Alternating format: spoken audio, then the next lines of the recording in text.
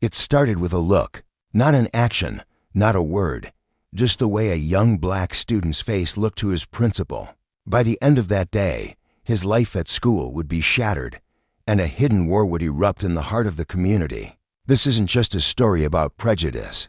It's about power. It's about how far one man will go to protect his child, and how far a corrupt system will go to defend its own. And trust me, you're not ready for the ending. Before we dive in, hit that like button so more people hear stories like this. Subscribe so you never miss a twist. And watch until the very end, because the truth will leave you speechless. The morning light spilled over the cracked sidewalks of East Brook, painting the streets in shades of gold that made the neighborhood look almost peaceful. Marcus adjusted the strap of his worn backpack, the weight of his textbooks pulling on his shoulder. His mother had left for work 2 hours earlier, and his father was still buried in legal briefs in his home office. It was just Marcus, his headphones, and the slow rumble of the city bus that carried him toward what should have been an ordinary school day. He stepped off the bus in front of Jefferson High, a red brick building with faded white letters that had seen better decades. The air smelled faintly of freshly cut grass from the football field, mixing with the oily scent of the street. Marcus walked up the concrete steps, the soles of his sneakers squeaking faintly with each step. Inside, the hallway was alive with noise, lockers clanging open, students laughing, sneakers squealing against the waxed floor. A couple of kids were trading candy under the cover of their backpacks. Someone was already filming a TikTok dance in front of the trophy case. It was chaotic, familiar, normal.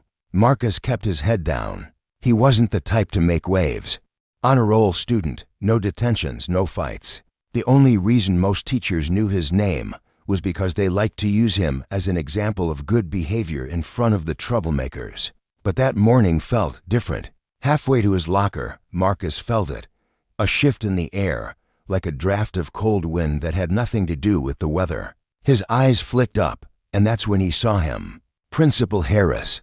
The man stood at the far end of the hallway, arms crossed over a crisp white shirt. A navy tie knotted so tightly it seemed to pull at his throat. His sharp, pale eyes scanned the crowd, landing on Marcus and staying there, unblinking. It wasn't the casual glance of an administrator doing hallway duty. It was a lock-on, a narrowing of the eyes, like he had just spotted something he didn't like or didn't trust. Marcus felt his stomach tighten.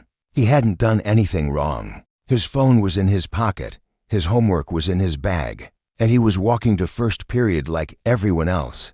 But the way Harris looked at him made his skin prickle. The crowd thinned just enough for Harris's voice to cut through the noise. "Stop right there." It wasn't loud, but it carried the kind of tone that made conversations stop mid-sentence. Heads turned. The slam of a locker door echoed like a gunshot in the sudden hush.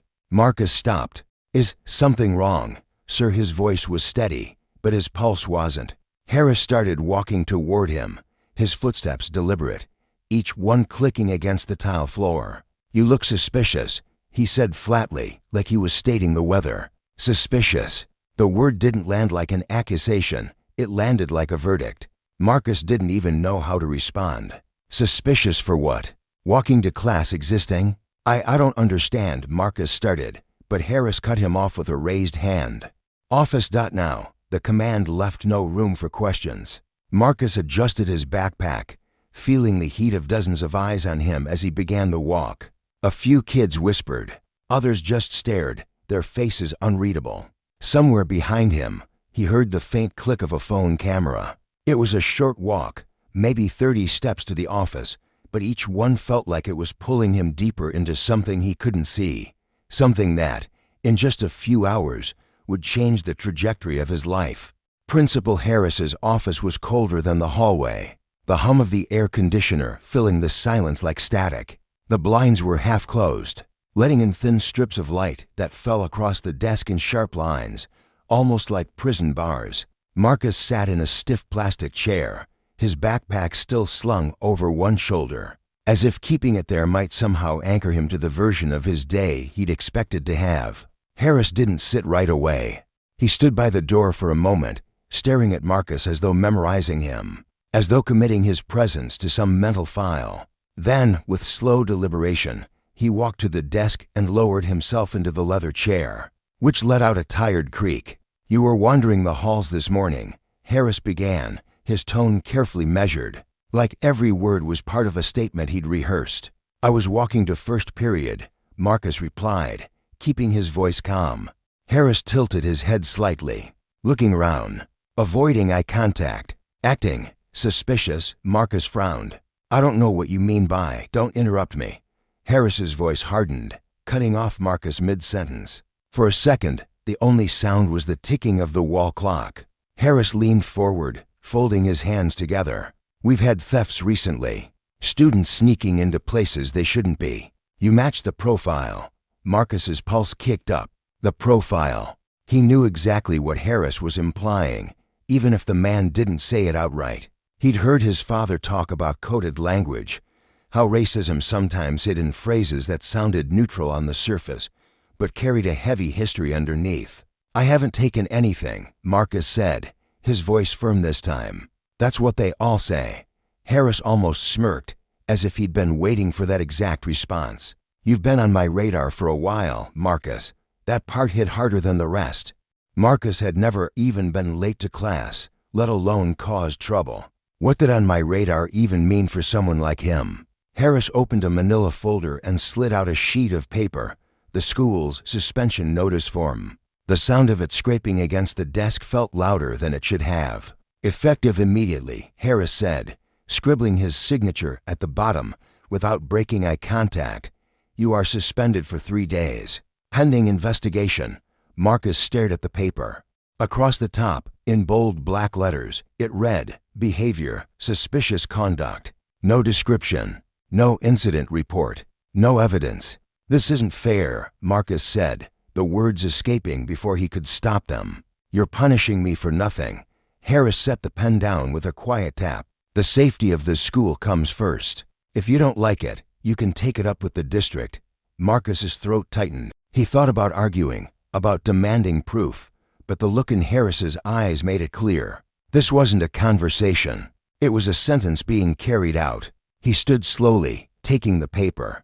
His hands were trembling, but he kept his shoulders straight. He wouldn't give Harris the satisfaction of seeing him break.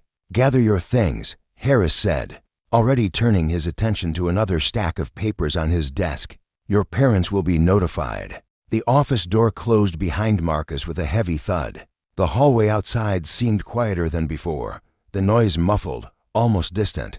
A few students lingered near the lockers, whispering as they watched him walk past. He didn't know how he'd explain this to his father, a man who had spent his life fighting for justice in courtrooms across the state. But he did know one thing. Harris had just made this personal. The walk from the principal's office to Marcus's locker was only about 50 feet, but it felt like crossing an entire stadium, with every eye fixed on him. The hallway, normally a blur of movement and chatter, had slowed into something heavier, almost cinematic. The sound of his footsteps echoed, sharp against the tile, and it was all he could hear above the low hum of whispers. A couple of students standing by the vending machine froze mid-conversation when he passed. One of them, a boy from his history class, quickly looked down at his phone, pretending to type. The other didn't even bother to hide the way her eyes followed him. Near the lockers, a group of girls were leaning against the wall, scrolling through their screens. When Marcus approached, one of them raised her phone, just enough for him to notice the camera pointed in his direction. The tiny red recording light blinked once before she lowered it again. His stomach tightened. He knew how these things spread, not just in the hallways, but online, where a single clip could turn into a wildfire. In less than an hour, there could be a dozen different stories about why Marcus was being sent home. None of them true. He opened his locker slowly, as if moving too fast might trigger another accusation. The metal door creaked, and the sound drew a few more stares from the students lingering nearby. He stacked his notebooks carefully, one on top of the other, then slid them into his backpack. From somewhere down the hall came a sharp laugh, not cruel, exactly, but loud enough that it might have been about him. He didn't turn to check. As he zipped his bag, Marcus caught sight of Mrs. Turner, the English teacher, stepping out of her classroom. Her brow furrowed when she saw him, and for a split second, Her expression softened with concern. But when she glanced past him and noticed Harris's silhouette in the distance, her mouth pressed into a thin line. She turned back into her classroom without a word. That was worse than the stares, the silence from people who knew better but chose to look away. Marcus slung the bag over his shoulder and began walking toward the exit. His fingers gripped the strap tightly, his knuckles white. Every step felt heavier than the last. He passed the trophy case, filled with dusty plaques and faded team photos. His own track team picture was there, third row from the bottom. He'd run the 200-meter relay just last spring. But now, with Harris's accusation hanging over him, even that small piece of his school identity felt tainted. As he reached the front doors, a voice called out behind him, "Hey, Marcus." He turned to see Jamal, one of his closest friends, jogging toward him. Jamal's eyes darted toward the principal's office and then back to Marcus. "What happened, man?" "I just saw Harris pull you in there." Marcus hesitated. Part of him wanted to unload everything, the baseless accusation, the smug look on Harris's face, the suspension notice folded in his pocket. But the weight of the stares still pressing on him made him hold back. "Nothing," Marcus said finally, forcing a small shrug. "Just heading home." Jamal frowned but didn't push all right. "Text me later, okay?" Marcus nodded and stepped out into the sunlight. The warm air hit him like a wave, but it didn't ease the chill that had settled inside his chest. The school behind him felt less like a place of learning and more like a fortress he'd been exiled from. And somewhere deep down, he knew this wasn't the end. It was just the first move in a fight he hadn't chosen, but one he'd be forced to finish. Marcus had one foot on the concrete, one still inside the lobby. When the intercom crackled overhead, "Marcus Reed to the main office." "Marcus Reed, report to the main office immediately." He froze. A couple of freshmen near the water fountain looked up, then pretended they hadn't. He considered ignoring it. He was already suspended. What more could they do? But the voice wasn't a suggestion, it was a command. The kind that carried consequences when you disobeyed. He turned back. The office smelled like toner and lemon cleaner. Ms. Phelps, the secretary with the tight bun and tighter smile, didn't look up when he approached. "Have a seat," she said, the way people talk to a file folder. Principal Harris stepped out of his door almost instantly, as if he'd been waiting on the other side with his hand on the knob. Two security officers flanked him, Mr. Keller, a retired cop with a gray mustache, and Ms. Alvarez, whose posture was a warning all by itself. "Inside," Harris said. Marcus's pulse thudded in his ears. He walked in. The blinds were still half closed, the lines of light cutting the room into stripes. Harris sat. The security officers stayed standing, closing the door behind them. "I changed my mind," Harris said, folding his hands. "Suspension is insufficient." Marcus blinked. "Insufficient? For what?" "For what you are," Harris said evenly, then corrected himself with a thin smile. "For what you've done." "I spoke with faculty, reviewed footage." "And footage of what?" Marcus asked. "Me walking to class." Harris ignored the question and slid a new form across the desk. This one was thicker, official letterhead, legal phrasing. "Recommendation for expulsion." The words hit Marcus in the chest like a physical blow. He read the first line twice before it would make sense. "You can't do this," Marcus said softly. "You don't have." "We have reasonable suspicion," Harris replied. "And a duty to keep this campus safe, Ms." Alvarez shifted her weight, the leather of her belt creaking. Mer. Keller's arms were folded. The message was clear. This conversation wouldn't last long. "What suspicion?" Marcus asked. "Tell me one thing I did." Harris tapped a paragraph with the back of his pen. "Failure to comply with administrative directives," he read. "Loitering outside restricted areas before first period. Behavior patterns consistent with recent theft incidents. When approached, you were evasive, and I answered your questions," Marcus said. "I told you I was going to class." "You raised your voice," Harris said, as if he'd discovered a hidden weapon. "You created a disturbance." Marcus stared at the page, then at Harris. He could feel something hot crawling up his throat. Not panic, not quite rage, but a cousin of both. "You're expelling me because I make you uncomfortable." Harris's mouth twitched. "I'm expelling you because you don't belong here, Marcus. Not until we can guarantee the safety of this community." The words were too tidy to be accidental. "You don't belong here." He'd heard them his whole life in different costumes on the bus, in the store aisle, in the whispered warnings mothers gave their children. But hearing them from the man who ran his school, that was different. That was a stamp. "Call my dad," Marcus said. His voice steadied on the second word. "Right now. You don't get to do this without him." "We already did, Ms." Phelps said from the doorway, suddenly visible like a stage cue. No answer. She held up a slip. "Voicemail. He's in court," Marcus said. He cut himself off. He didn't want to hand Harris ammunition. He didn't want the man to weaponize his father, too. Harris leaned back. "You can appeal the decision with the district board. But for now, you are trespassing on school property." "Trespassing," Marcus repeated. "I go here." "Not anymore," Harris said. "Security will escort you out. You can collect belongings from your locker once the board reviews the matter. Until then, your presence is unauthorized, Ms." Alvarez opened the door. Dotmer. Keller moved to the side, gesturing toward the hallway with a palm that looked like it had pushed many people through many doors. Marcus didn't move. He looked at Harris, letting the silence drag across the room until it felt like sandpaper. "My name is Marcus Reed," he said, voice low and even. "I'm an honor student. I'm on the relay team. I tutor freshmen in math. I walk the same hallway every morning." "That's what you're afraid of." Harris's eyes gleamed with something that pretended to be patience. "I'm afraid of what you could do." There it was, naked, boiled down to shape and color, and a story Harris had told himself so long it had calcified into truth. Marcus stood. He took the expulsion form but didn't look at it. "I'll see you again," he said. "I'm sure you will," Harris replied, and Marcus couldn't tell if the principal meant it as a promise or a threat. The walk back through the office was different this time. No whispers, no stares, just silence, the kind that forms when a room thinks it's witnessed the end of a story. Outside, the hall looked brighter than it had a minute earlier, as if the sun had leaned in to watch. Ms. Alvarez and Mr.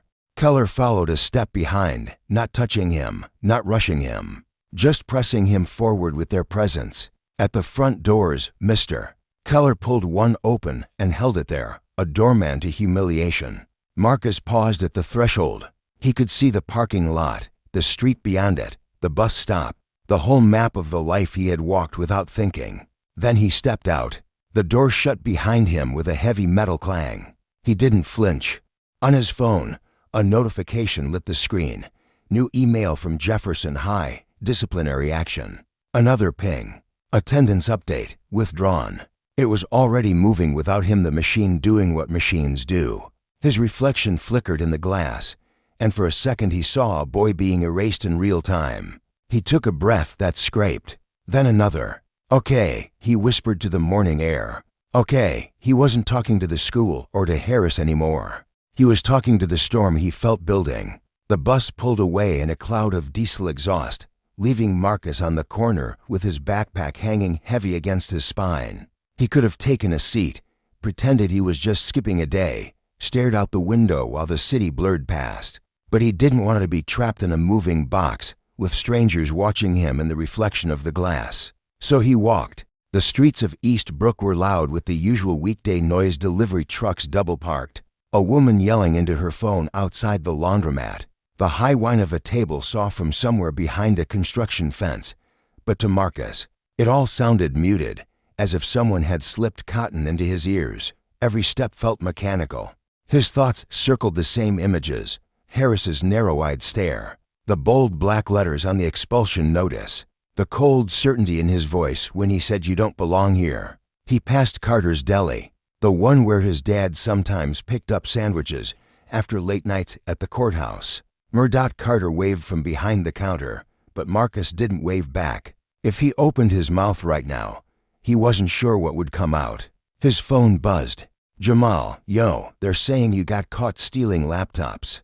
Is that true?" Marcus's thumb hovered over the screen. He could already picture the group chats lighting up, each retelling of the story, bending the truth until it snapped. He turned the phone face down in his palm and kept walking. The closer he got to home, the heavier his chest felt.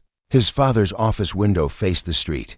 Sometimes Marcus could see him in there, bent over a stack of legal briefs, glasses low on his nose, lips moving as he rehearsed an argument. That man had spent his life dismantling lies in courtrooms. How would he react to one aimed at his own son when Marcus finally reached the front gate? The old iron latch squeaked under his hand. The sound pulled him back to summers spent shooting hoops in the driveway, to nights when his dad grilled steaks and told stories about cases that had changed people's lives. Back then, justice was something Marcus believed in because he saw it in his own house. He pushed the door open. The smell of coffee hit him immediately, rich and sharp. Papers rustled from the office down the hall. His father was home. Marcus set his backpack down by the stairs, his hands still gripping the straps for a second longer than necessary. He could walk into that office right now and tell the whole story, but his throat felt tight, the words still raw. Before he could move, his father's voice called out, "Marcus, you're home early." Marcus stepped into the doorway of the office. His father looked up from his desk, the faintest crease forming between his eyebrows. "What happened?" Marcus opened his mouth, but for a moment, nothing came. The anger was still there, the humiliation too, but now it was tangled with something else, shame. Not for what Harris accused him of, but for being dragged into a fight he didn't choose. He finally spoke. "I got expelled." The words dropped into the room like a lead weight. His father leaned back slowly, his eyes narrowing not in suspicion, but in the way he did when he was zeroing in on the truth. "Sit down," he said, his voice calm but edged. "Start from the beginning, and don't leave anything out." Marcus sat. The storm was about to break. Marcus's father, David Reed, was not a man who wasted words. In court, his voice could fill a room, but at home, it was the quiet moments that carried the most weight. Right now, he was leaning back in his chair, hands folded, listening like a judge before passing sentence. From the top, David said, "Every detail." "Don't rush," Marcus swallowed. "I got to school like normal. I was walking to my locker and Principal Harris stopped me. Said I looked suspicious." David's eyebrow twitched. "Suspicious how?" He didn't say. Just told me to go to his office. I sat down, and he accused me of wandering the halls, avoiding eye contact, matching some profile of students who'd been stealing things. David didn't move, but his gaze sharpened. Marcus could tell his father was already cataloging each phrase, each word choice, filing them into some mental structure of evidence.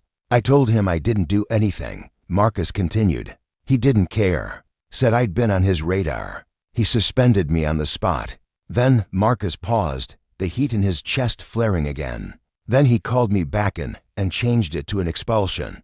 David sat forward. "On what grounds?" Marcus pulled the folded paper from his pocket and handed it over. David read it silently. When he reached the part about failure to comply with administrative directives, his jaw tightened. "This," David said, holding the page between two fingers, "is nothing. It's dressed up as authority. He had the security officers escort me out," Marcus said. David's eyes flicked up. "Did they touch you?" "No. But everyone saw." David leaned back, the chair creaking. He took off his glasses, rubbed the bridge of his nose, then looked at Marcus again. "You know what this is, don't you?" Marcus hesitated. "Yeah, this is profiling," David said, the word hard and unflinching. "The profile he mentioned? That's the cover story. He's building a paper trail to justify a decision he already made the moment he saw you in that hallway." Marcus's hands curled into fists. "So what do we do?" David's voice went calm again, but it was the kind of calm that came before a strike. "First, we get the facts. I want every camera angle from that morning, every hallway, every door you walked through. Second, we document everything you remember, exact words. Who was there? Who might have heard?" Marcus nodded. "Then what?" "Then," David said, a small edge of steel creeping into his tone, "we remind Principal Harris that the law applies to him too." Marcus felt something shift inside him, not relief exactly, but a solidness. He'd seen his father in court, tearing holes in flimsy arguments, turning lies inside out until the truth spilled out for everyone to see. That same force was now aimed at Harris. David picked up his phone and started dialing. "You're not going back there until this is over," he said. "And when you do, it'll be on your terms." not his. Marcus leaned back in his chair. The day had started with him feeling powerless, stripped of his place in the school. Now, with his father in the fight, the balance had changed. The battle wasn't over, it hadn't even begun. The meeting was set for the next morning. David Reed didn't wait for a district hearing, he went straight to the school, demanding an immediate sit-down with Principal Harris. He wasn't alone. Marcus came with him, and so did two other people Harris hadn't expected: Angela Ruiz, a fellow civil rights attorney, and Mr. Lang, a retired judge who happened to be a family friend. When they walked through the front doors of Jefferson High, the building seemed to shift around them. Teachers in the hallway glanced up from their coffee cups. Students paused mid-conversation. Word traveled fast: Marcus Reed was back, and he wasn't alone. The secretary, Ms. Phelps, stiffened behind the reception desk. "Mr. Reed," she began, "Principal Harris isn't." David didn't slow his stride. "Then tell him his guests have arrived." Inside the office, Harris was standing by the file cabinet, flipping through papers like nothing unusual was about to happen. But when he looked up and saw the group, his expression faltered only for a fraction of a second, but enough for Marcus to notice. "Mr. Reed," Harris said, voice tight, "this is highly irregular. We have procedures for these matters." David stepped forward, setting a thick folder on the desk. "Procedures don't replace the law." Harris's eyes darted to the others in the room. "And who are these guests?" "Angela Ruiz, civil rights attorney," Angela said evenly, "and retired Judge Lang." The titles landed heavy. Harris's mouth twitched, but he gestured toward the chairs. "Fine. Let's discuss this professionally." David didn't sit. "First, you're going to explain the exact reason my son was removed from this school, and you're going to do it without vague phrases like profile or suspicious conduct." Harris leaned back. "Mr. Reed, I'm responsible for the safety of 800 students. Your son was," David cut in, "walking to class. That's the footage we pulled from the hallway cameras. Would you like to see it?" Angela slid a laptop onto the desk. On the screen, the grainy black and white footage showed Marcus stepping off the bus, heading inside, and walking toward his locker. Nothing unusual. No restricted areas. No evasive behavior, just a kid starting his day. When the clip ended, the silence in the room was sharp. "That," David said, "is what you called grounds for expulsion." Harris shifted in his chair. "It's not just about that moment. There's a pattern," David repeated. "Of what?"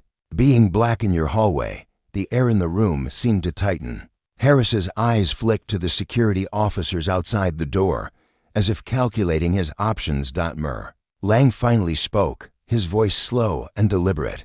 "Principal Harris, I've presided over cases involving abuse of authority for decades. I can tell you this, the language in your expulsion notice is dangerously weak. If this goes to court, you won't just lose, you'll answer for why you targeted a student without evidence." Harris's jaw clenched. "Are you threatening me?" "No," David said. "I'm promising you that if you don't reverse this decision today, you'll face a legal battle you're not prepared for." For a long moment, Harris said nothing. Then he pushed his chair back and stood. "I'll take it under review." David leaned in. "You have until the end of the day." They left the office without waiting for a dismissal. Marcus felt the eyes of the entire front office staff on him as they walked out. But this time, the stares didn't feel like pity or suspicion. They felt like people waiting to see what would happen next. David didn't wait for Harris's review. The moment they got home, he switched from father to litigator. His laptop was open, legal pads spread across the kitchen table, and the coffee pot was already working overtime. "Marcus," he said, "write down everything you remember. Times, words, faces, who was in the hall, who might have recorded something. Don't leave anything out even if it feels small." Marcus sat across from him, scribbling as his father typed. The sound of keys filled the kitchen like a clock ticking toward something inevitable. Angela Ruiz joined them by video call that evening. She'd already pulled disciplinary records from Jefferson High Public Information. "If you knew where to look." "David," she said, flipping through pages on her end, "Harris has a pattern. 5 black male students disciplined under suspicious conduct in the last 2 years. None of the cases list actual evidence. 3 were overturned by the district. 1 family moved their kid to another school. One, she paused, dropped out. Marcus felt his jaw tighten. And no one's done anything about it. Angela shook her head. Not yet. But there's more. She shared her screen. An old local news article appeared, a small piece buried on page 6. The headline read, "Community Protests Jefferson High Discipline Disparities." The date was from 8 years ago, before Marcus had even started middle school. Same principal, Angela said. Similar complaints. It died down when a few parents got settlements, but the district never made structural changes.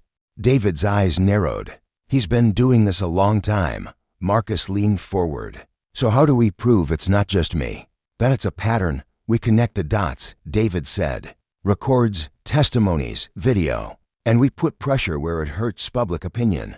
Over the next 2 days, they worked like a small newsroom. Marcus called classmates who'd seen the confrontation. Jamal sent him a clip someone had filmed in the hallway. Grainy, but you could clearly hear Harris say, "You look suspicious." Angela tracked down parents of the other students in Harris's files. Some were hesitant, afraid of retaliation. Others were ready to talk. One mother's voice cracked as she described her son's depression after being suspended for loitering outside the library. By the third night, the kitchen table was a warm map, sticky notes with names and dates, printed emails, screen captures from social media. David stood over it all, arms crossed. "We have enough to take him down. Not just get you back in school, expose the whole thing." Marcus looked at the evidence, then at his father. He'd started this week feeling like one kid against a machine. Now, he felt the momentum building. "Let's make it public," Marcus said. David gave a slow nod. Tomorrow night, town meeting. The Jefferson Community Center was packed. Folding chairs filled the main hall, with people standing shoulder to shoulder along the walls. The air buzzed with the low hum of conversation, punctuated by the occasional scrape of a chair leg.